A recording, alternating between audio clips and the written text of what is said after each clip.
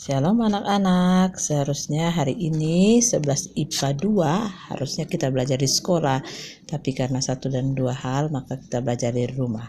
Oke, kita langsung saja. Hari ini kita sebenarnya akan membahas tentang momen gaya. Itu bagian pertama dari pembahasan tentang dinamika gerak rotasi.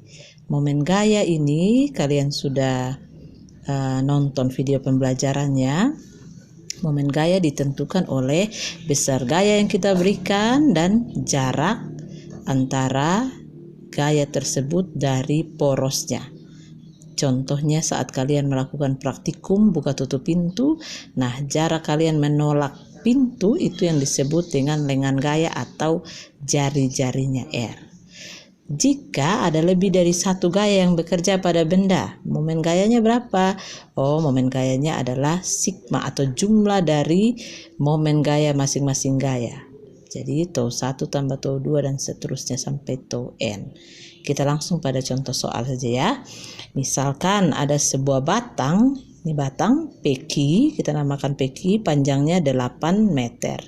Nah, batang peki ini kita bagi dua, di tengah-tengahnya ada titik O. Karena kita bagi dua berarti panjang PO itu 4 meter, panjang OQ juga 4 meter. Kemudian pada batang tersebut diberi gaya F1 ke arah kiri sebesar 5 Newton, F2 dari titik O membentuk sudut 53 derajat sebesar 7 Newton, F3 di titik Q membentuk sudut 30 derajat sebesar 15 Newton, dan F4 juga dari titik Q seperti ini besarnya 7 Newton. Nah, sekarang kita diminta dari gambar tersebut, kita diminta tentukan momen gaya di titik O, di titik P, dan di titik Q. Apa maksudnya menentukan di titik O, P, dan Q? Artinya kita jika diminta momen gaya di titik O, berarti kita menganggap bahwa poros benda ini ada di titik O. Contohnya, misalkan benda ini adalah sebuah spidol. Jadi kalau porosnya di tengah, berarti jika diberi gaya dari sini, spidol bergerak kemana? Kalau porosnya di Q, berarti gerakannya seperti itu. Sedangkan kalau porosnya di P, seperti itu. Bisa?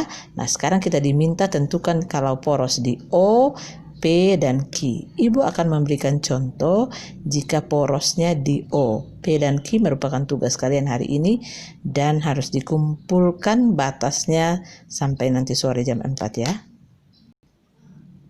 Untuk menjawab pertanyaan tadi, maka Anda wajib menuliskan jawaban Anda dalam bentuk diketahui, ditanya, dan dijawab.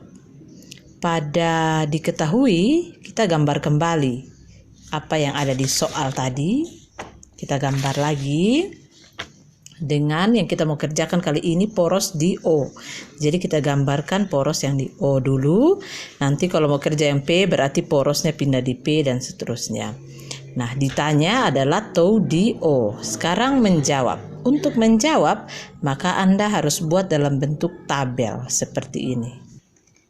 Kita mulai dengan F1 atau gaya yang pertama. F1 kita tulis di sini, kita buat kolom. Kolom itu berisi 4 kolom, ada gaya, lengan gaya, torsi, dan arah. Bagian gaya kalian kasih lebar sedikit karena kita akan berhitung di situ. Nah, F1 itu ada 5 Newton.